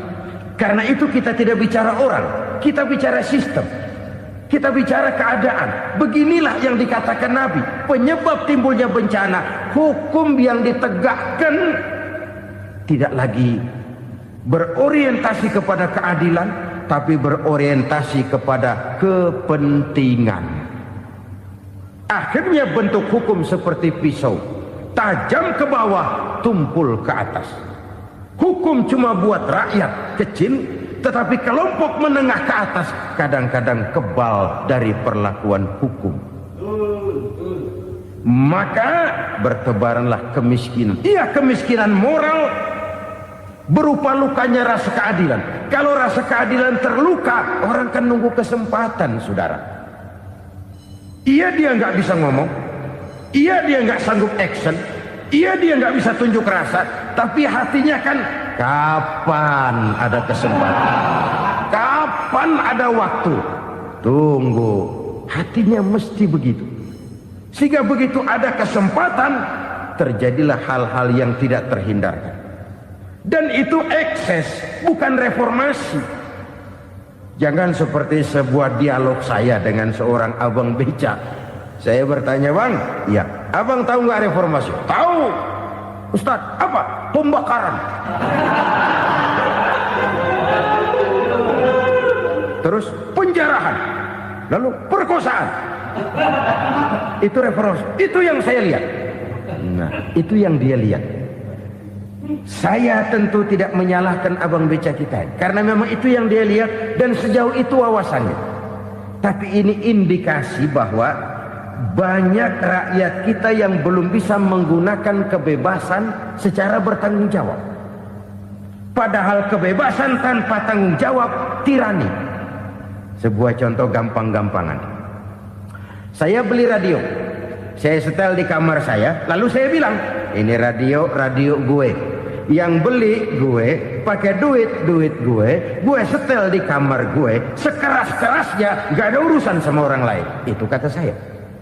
Tetapi tetangga saya sebelah rumah kan boleh juga ngomong begitu. Kata tetangga saya, ini mata gue, yang ngantuk gue tidur di kamar gue. Kenapa suara radio lu nyampe kemari? Artinya apa ini? Kebebasan saya nyetel radio dibatasi oleh kebebasan tetangga saya yang mau tidur. Tidak ada kebebasan mutlak. Kebebasan mutlak tanpa tanggung jawab kembali akan melahirkan tirani, kembali akan melahirkan pemaksaan kehendak. Dan itu lagi-lagi bukan demokrasi. Saudara-saudara kaum muslimin rahimakumullah. Ini penyakit yang kedua, lukanya rasa keadilan, terutama di kalangan rakyat kecil. Itu mengendap menjadi akumulasi dan menunggu giliran kapan bisa dimuntahkan. Dengan kata lain, rakyatnya udah banyak banget makan yang perutnya jadi enak, nyelam. Kapan nunggu muntahnya? Udah begini banyak akumulasi yang mereka pendam di perut ini, sehingga ketika terjadi kesempatan itu sudah tidak terkendalikan lagi. Kita out of control. Saya tidak mentolerir sikap-sikap kekerasan. Bahkan saya lebih cenderung bahwa kalau di rumah kita banyak tikusnya saja racuni, jangan rumah dibakar. Bahwa ada korupsi, ya, ada kolusi, memang ada nepotisme, tentu. Tetapi tikusnya saja racuni. Jangan rumah dibakar. Masa mau ngusir tikus bakar rumah? Tikusnya lari, tikusnya selamat, rumahnya ewes-ewes.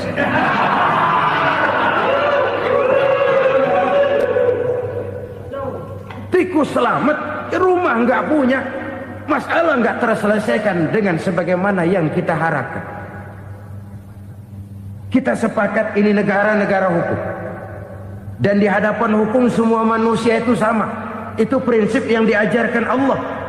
Al-musawat bainan nas fi takalifil ahkam. Semua manusia sama dalam berhadapan dengan hukum Allah Subhanahu wa taala. Kalau hukum sudah pandang bulu, itu jelas yang enak yang banyak bulunya. Siapa yang banyak bulunya? Monyet. Kalau hukum pandang bulu, monyet keenakan. Saudara-saudara kaum muslimin rahimakumullah, introspeksi. Mari kita bercermin bagaimana perjalanan hukum selama ini. Kalau introspeksi ini kita temukan, lalu ada upaya untuk memperbaiki diri. Jangan menggunakan tak ada gading yang tak retak, mikul duwur mendem jero untuk menutup-nutupi kesalahan orang. Padahal kesalahan itu sedemikian besar. Padahal rakyat kita tiap hari antri sembako. Ada yang sehari sekali makan, ada yang makan sudah bercampur tiwul, ada yang nasi sudah dicampur pisang, balik jadi orok lagi. Macam-macam upaya rakyat untuk menangsal perut ini. Lalu rakyat ditenang-tenangkan, lebih baik puasa Senin Kemis sambil menghadapi krisis ekonomi. Kenapa rakyat yang disuruh puasa? Kenapa bukan pejabatnya yang puasa lebih dulu untuk kemakmuran rakyat? Kalau rakyat yang memang perutnya udah gepeng disuruh puasa, makin krempeng perutnya. Artinya pejabat harus punya sense of politik. Ya, tidak, puasa itu kan tidak cuma Senin Kemis saja puasa itu. Puasa perasaan, puasa menghargai perasaan yang sedang kondisi yang sedang dihadapi oleh rakyat. Bagaimana rakyat yang tengah antri sembako melihat pejabatnya lewat dengan mobil yang harganya sampai 1 miliar. Oh, inilah pemimpin saya. Luka lagi rasa keadilannya.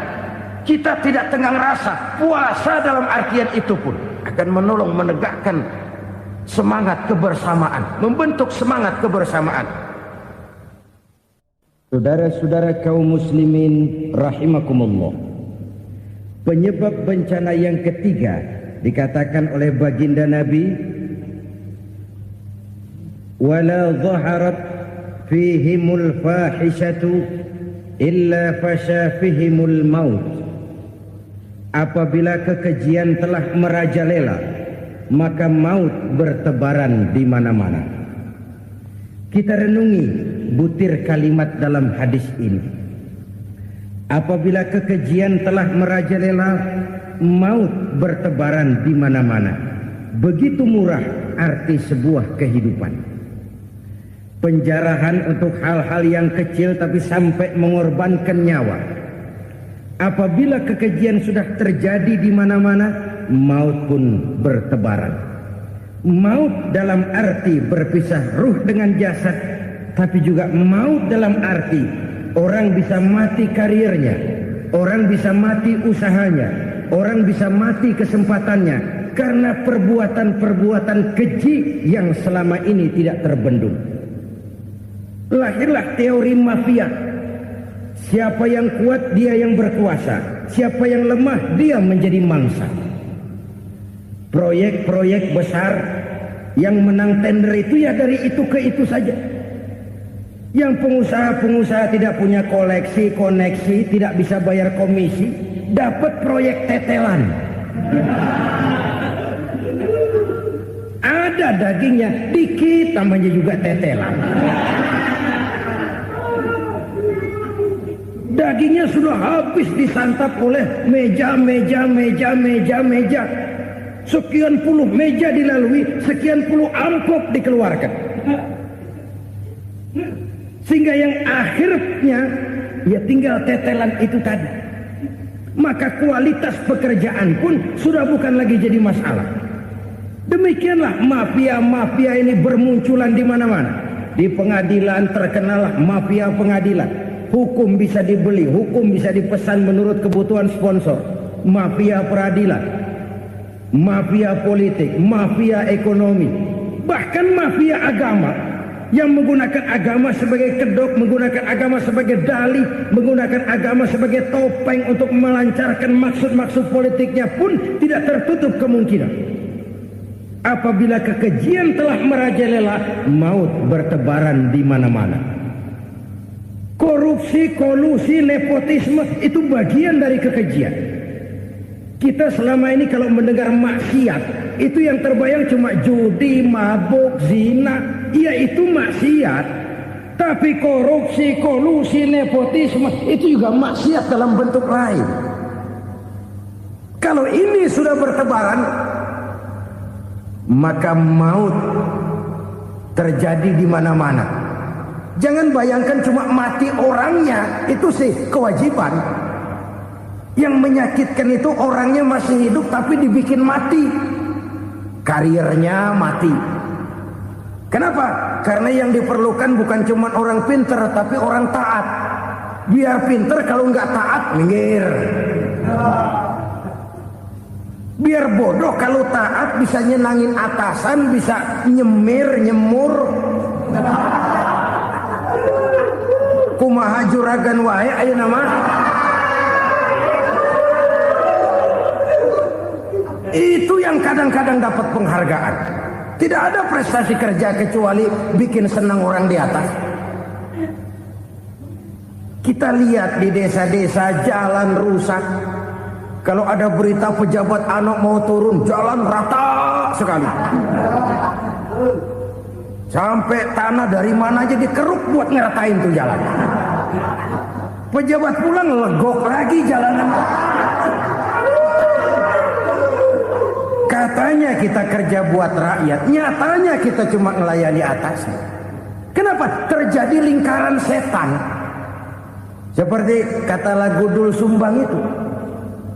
Mahasiswa takut sama dosen, dosen takut sama dekan, dekan takut sama rektor, rektor takut sama menteri, menteri takut sama presiden, presiden takut sama mahasiswa. Muter balik lagi. Lingkaran setan. Lingkaran setan. Saudara-saudara kaum muslimin rahimakumullah, kekejian yang merajalela, praktek-praktek mafia yang tertuang dalam kehidupan sehari-hari menyebabkan orang mati karirnya, jasad masih hidup, karir mati, itu menyakitkan. Mati bisnisnya. Rakyat kecil pernah senang ketika cengkeh booming, harganya bagus, rakyat banyak yang pergi haji. Lalu mau ditata, lahir tata niaga cengkeh, malah amburadul. Harga cengkeh jatuh, petani cengkeh kecil menjerit. Siapa yang untung? Segelintir orang. Masihkah kita pakai atas nama rakyat untuk kepentingan nasional? Padahal yang nyanyi cuma segelintir orang. Masihkah kita mau bohongi rakyat ini dengan mobil nasional tapi bikinan Korea? Masihkah kita mau bermain verbalisme, bermain kata? Ini sebuah masa lalu yang tidak perlu terulang lagi untuk masa-masa yang akan datang. Kekejian merajalela, orang mati karir. Bisa mati usaha, mati bisnis. Usahanya maju, dirangkul, hancur. Usahanya maju, dipukul, hancur, tenggelam. Bahkan yang memilukan dan memalukan badan-badan usaha milik negara itu dikebiri sedemikian rupa sehingga tidak menghasilkan hal-hal yang bermanfaat buat negara. Saudara-saudara kaum muslimin rahimakumullah, kalau nafsu yang sudah mengatur itu semua, maka kekejian pun merajalela. Orang sudah pakai teori mafia, yang kuat dia yang menang, yang kuat dia yang berkuasa, yang lemah silakan minggir di sudut-sudut kehidupan. Kalau kekejian seperti ini merajalela, maut bertebaran di mana-mana. Banyak orang mati karirnya, banyak orang mati usahanya, banyak orang mati imajinasinya. Sekarang ini dalam dunia seni, yang banyak karyawan seni, bukan seniman. Seniman itu kan dilahirkan.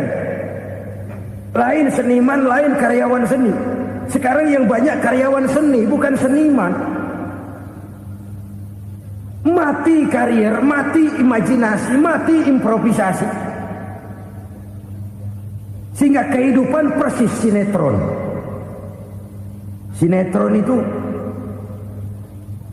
yang kita lihat rumah mewah, yang kita lihat rumah bagus. Gak pernah kita lihat di sinetron kita ini rakyat antri sembako. Kita dijejali hal-hal yang indah, yang wah, yang membuat kita tenggelam dalam gaya hidup instan, tenggelam dalam gaya hidup wah. Kita lupa dengan realitas keseharian di tengah-tengah masyarakat kita. Lahirlah kelompok-kelompok selebritis, dibesarkan oleh berbagai media. Selebritis pilek aja masuk koran, pilek.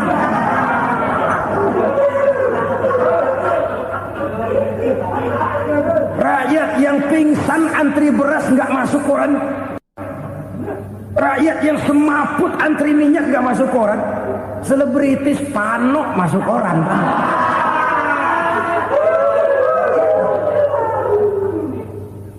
Kita besarkan hal-hal kecil, kita kecilkan hal-hal besar. Kenapa? Kita mengejar oplah. Kita profit oriented, tidak lagi berorientasi kepada realitas hidup yang kita hadapi ini.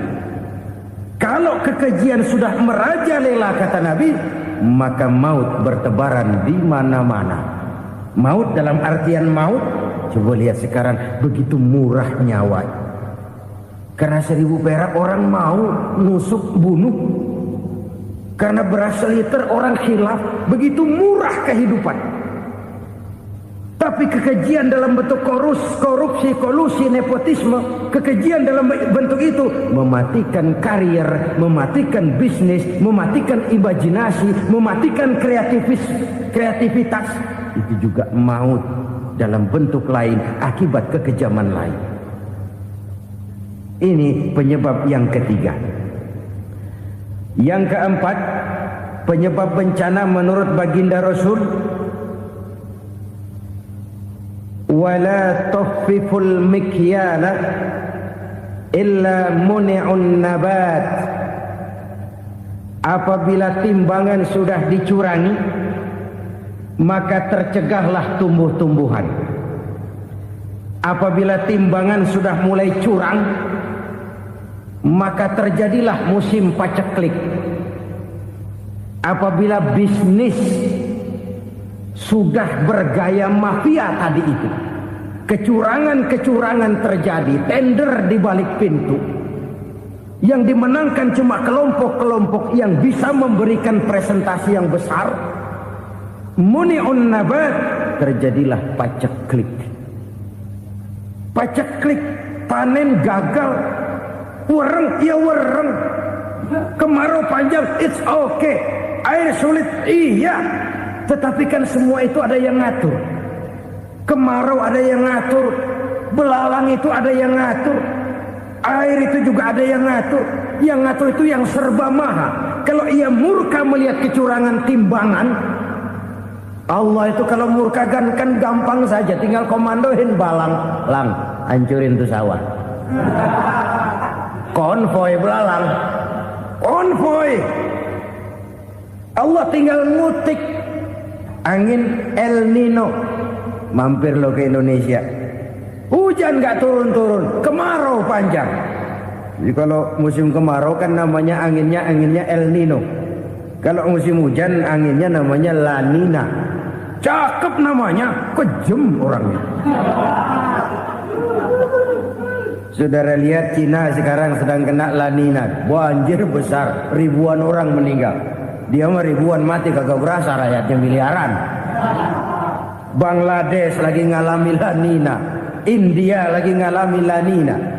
Angin, hujan, kemarau, belalang itu kan ada yang ngendaliin.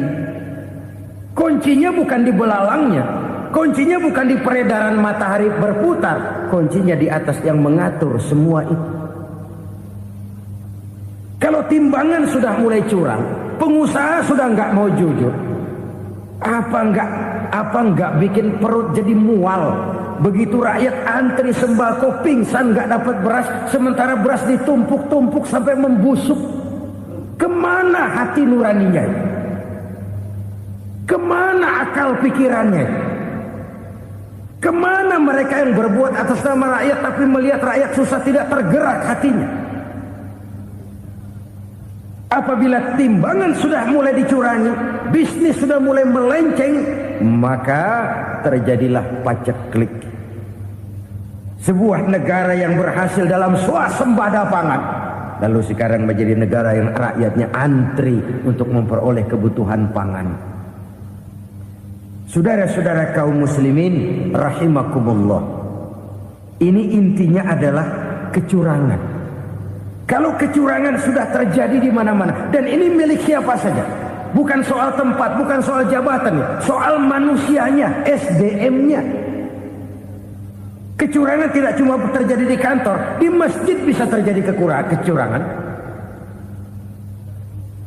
Korupsi tidak hanya bisa terjadi di kantor, di madrasah bisa ada korupsi.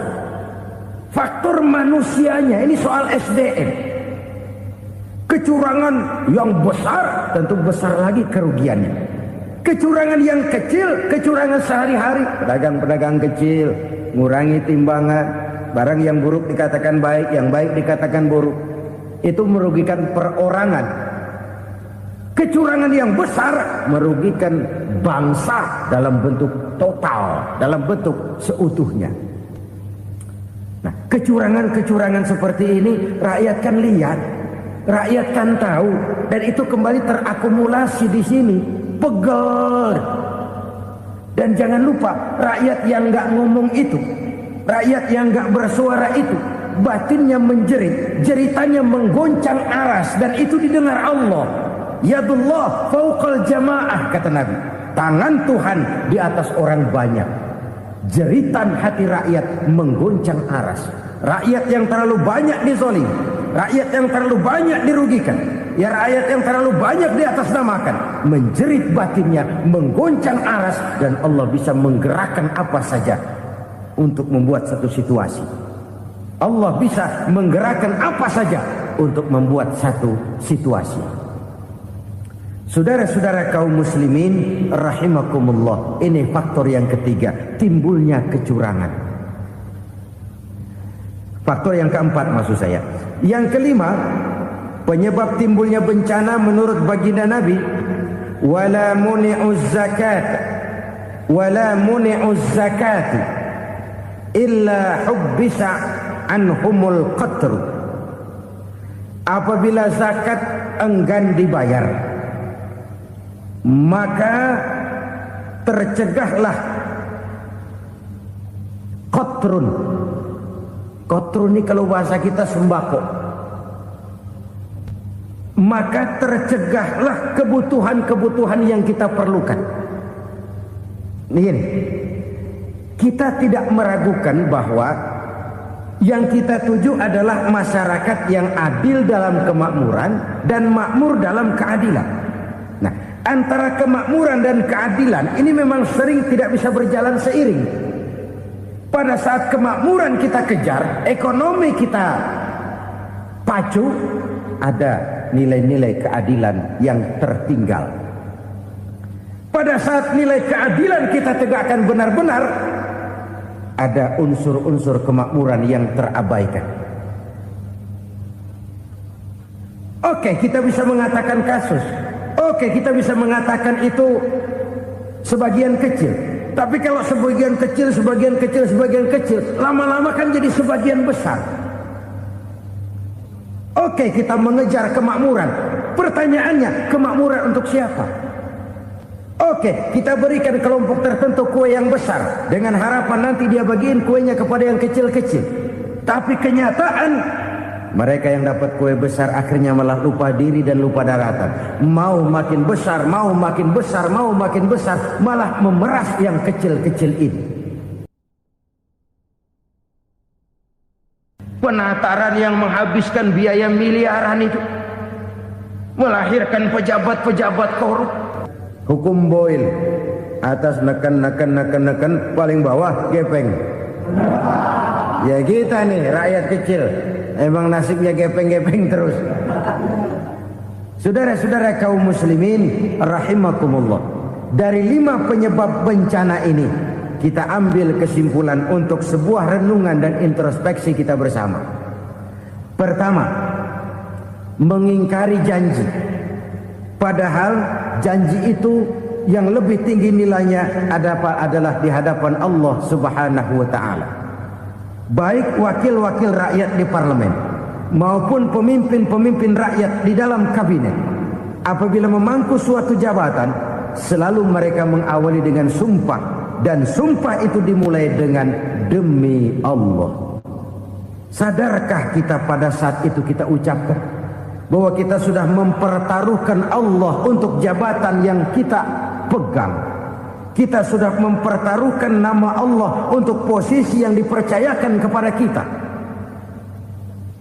Sadarkah kita bahwa menyia-nyiakan itu satu dosa yang sangat besar, yang tidak hanya kepada Allah tetapi juga kepada rakyat yang kita wakili, kepada rakyat yang kita pimpin. Saudara-saudara kaum muslimin rahimakumullah, kita menyaksikan peristiwa-peristiwa yang memilukan dan memalukan.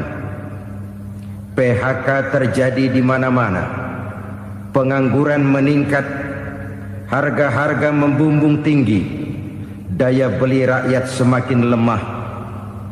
Sementara di bidang politik, kejadian-kejadian memberikan indikasi bahwa persatuan dan kesatuan kita sebagai bangsa dewasa ini tengah berada dalam ujian yang berat. Pada jumpa kita kali ini, tanpa bermaksud untuk mencari kambing hitam dari bencana yang kita hadapi, saya ingin menyampaikan sebuah hadis yang diriwayatkan oleh Imam At-Tabarani dari Ibnu Abbas bahwa Rasulullah sallallahu alaihi wasallam bersabda, "Khamsun bi khamsin." Ada 5 perkara yang dapat menimbulkan 5 macam bencana. Mari kita renungi hadis ini satu demi satu sebagai bahan introspeksi buat kita semua dalam menghadapi bencana yang tengah berlaku sekarang ini. Yang pertama, ma naqasa qaumul ahda illa sullita alaihim aduwwuhum. Apabila suatu kaum sudah mengingkari janjinya, maka mereka pun akan dikuasai oleh musuh-musuh mereka. Sederhana saja nampak kalimat dalam hadis ini. Apabila orang sudah mengingkari janji, mereka akan dikuasai oleh musuh-musuh mereka sendiri. Dan musuh kita yang paling utama saat ini adalah kemiskinan dan kebodohan. Kenapa itu terjadi? Karena kita mengingkari janji kita sendiri. Di saat awal-awal berdirinya Orde Baru, kita pernah berjanji untuk melaksanakan Pancasila dan Undang-Undang Dasar 45 secara murni dan konsekuen. Kita berjanji bahwa kita akan menegakkan pemerintah yang bersih dan berwibawa. Itu semua pada permulaannya. Waktu demi waktu berjalan, kita lupa dengan janji yang kita ucapkan itu. Ketuhanan yang Maha Esa kita ucapkan, tapi kesetanan yang luar biasa yang kita lakukan. Kemanusiaan yang adil dan beradab yang kita dengungkan, tetapi kemanusiaan zalim dan biadab yang kita praktekkan. Sederhana saja saudara, hampir setiap pejabat pada posisi-posisi kunci, di awal-awal ia memangku jabatan itu, biasanya ia mengucapkan sumpah dengan lafaz demi Allah bahwa dalam melaksanakan jabatan ini saya tidak akan menerima hadiah atau pemberian dalam bentuk apapun. Itu pada permulaannya. Lama-lama rupanya hadiah itu asik juga, mulai diterima. Lama-lama dirasa kurang, mulai menagih. Dan akhirnya terjadilah praktek yang disebut suap menyuap, semir menyemir, dan lain sebagainya. Kalau ini sudah menjadi kenyataan, bagaimana kita mau menegakkan pemerintah yang bersih dan berwibawa? Undang-Undang Dasar 45 menyatakan bahwa bumi, air, dan seluruh kekayaan negara dikelola oleh negara bagi sebesar-besar kemakmuran rakyat.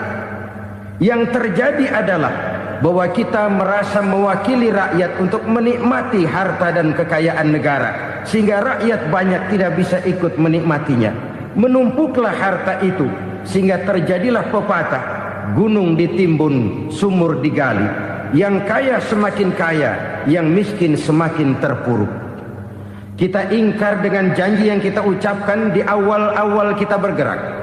Kita ingkar dengan janji pada saat kita mengatakannya dengan menyebut nama Allah, dengan mempertaruhkan nama Tuhan.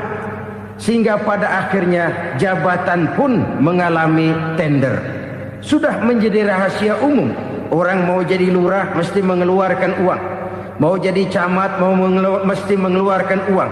Mau jadi wali kota, bupati, bahkan gubernur, itu ada pasarannya. Secara logika, kalau orang memperoleh satu jabatan karena banyak mengeluarkan uang, tentu pada saat ia mengeluarkan uang, ia sudah punya pemikiran, modal pasti pulang, modal pasti kembali. Kalau orang memperoleh suatu jabatan karena banyak mengeluarkan uang, maka langkah pertama yang dia lakukan setelah memangku jabatan itu ialah bagaimana uang bisa kembali, bagaimana modal bisa pulang. Kalau modal sudah pulang, pikiran berikutnya bagaimana supaya dapat untung. Lalu kapan mau bekerja untuk kepentingan rakyat? Itu nomor 18. Kemudian kalau ada proyek-proyek besar, pertanyaannya ialah bukan apakah proyek ini bermanfaat bagi rakyat, apakah proyek ini layak untuk diteruskan, tetapi yang jadi pertanyaan paling utama ialah bagian saya berapa duit dari proyek ini. Kita bisa lihat proyek, mega proyek lahan 1 juta hektar di Kalimantan Tengah, triliunan rupiah, dan proyek itu gagal. SD Impres bulan ini diresmikan, bulan depan retak. Jembatan-jembatan bulan ini gunting pita, bulan depan runtuh. Kita ingkar dengan janji. Kita berkata kita bekerja untuk kepentingan rakyat, tapi kita tidak pernah mengenal rakyat itu. Apabila suatu kaum sudah mulai mengingkari janji, maka mereka akan dikuasai oleh musuh-musuh mereka. Akibatnya tersusunlah barisan-barisan sakit hati yang makin lama makin menjadi bola salju, menggelinding membesar, dan kemudian terjadilah hal-hal yang tidak kita inginkan lagi. Apabila suatu kaum sudah mengingkari janji, maka mereka akan dikuasai oleh musuh-musuh mereka. Ini penyebab bencana yang pertama. Kita tidak konsekuen. Tadinya kita dengan lantang teriak-teriak berantas korupsi, ganyang korupsi. Pada waktu kita belum mendapat kesempatan. Setelah kita naik punya kesempatan, rupanya korupsi enak juga dirasa. Terjadi pergeseran nilai, orang luntur, kehilangan idealisme awal. Lalu untuk menghibur diri, menutup kesalahan, kita gunakanlah pepatah bahwa tidak ada gading yang tak retak, bahwa kita harus mikul dur mendem jero. Itu semua cuma sebagai dalih agar kesalahan kita tidak dibicarakan orang lain. Padahal kita sendiri yang mengingkari janji. Kita yang keluar dari komitmen awal kita. Kita berjanji melaksanakan Pancasila dan Undang-Undang Dasar 45 dengan murni dan konsekuen. Kita berjanji untuk menegakkan pemerintah yang bersih dan berwibawa. Namun dalam kenyataannya itu tidak kita laksanakan dengan sebagaimana mestinya. Kita bergeser, kita mengalami proses degradasi, peluncuran nilai, dan akhirnya terbentuklah barisan-barisan sakit hati yang semakin lama semakin membesar itu. Kita harus introspeksi. Memang kalau zaman sedang susah, biasanya kambing hitam laris, tukang kompor gentayangan. Itu dari dulu selalu mencari kambing hitam. Karena itu kita tidak bicara orang, kita tidak bicara siapa yang salah, kita bicara sistem. Dan sistem itu bisa mengena siapa saja. Kalau orang sudah mulai mengingkari janji, bergeser dari komitmen awal, itu sudah mulai ia mengalami proses peluncuran, proses degradasi. Ini penyebab yang pertama. Kita tidak lagi konsekuen bahwa bumi, air, sumber daya alam adalah milik negara, dikuasai oleh negara, digunakan bagi sebesar-besar kemakmuran rakyat. Ternyata rakyat yang makmur itu tidak merupakan gambaran yang menyeluruh dari rakyat kita. Undang-undang dasar kita menganut ekonomi kekeluargaan, tapi yang kita praktekkan adalah ekonomi keluarga. Kalau bukan keluarga nggak dapat proyek. Kalau bukan keluarga nggak dapat macam-macam. Kekeluargaan kita rubah menjadi keluarga. Timbullah penyakit nepotisme. Kita bergeser, kita ingkari janji, dan kita anggap kita atasnamakan rakyat. Rakyat cuma sekedar jadi address, rakyat cuma sekedar jadi alamat, tetapi kehidupan mereka tidak banyak berubah dan tidak banyak terangkat. Kaum muslimin rahimakumullah, ini penyakit yang pertama, penyebab bencana yang pertama. Yang kedua kata Nabi, wa ma hakamu bighairi ma anzalallah. Apabila hukum yang diterapkan sudah tidak lagi bersumber dari hukum Allah, illa fasya fihimul faqru, maka akan bertebaranlah kemiskinan di mana-mana. Ini artinya apa? Apabila hukum tinggal sebuah stempel, apabila hukum sudah diatur menurut kepentingan, apabila hukum sudah tidak lagi ditegakkan secara adil, maka kemiskinan merambah di mana-mana. Hukum diatur menurut selera orang yang sedang berkuasa, maka yang benar bisa jadi salah, yang salah bisa jadi benar.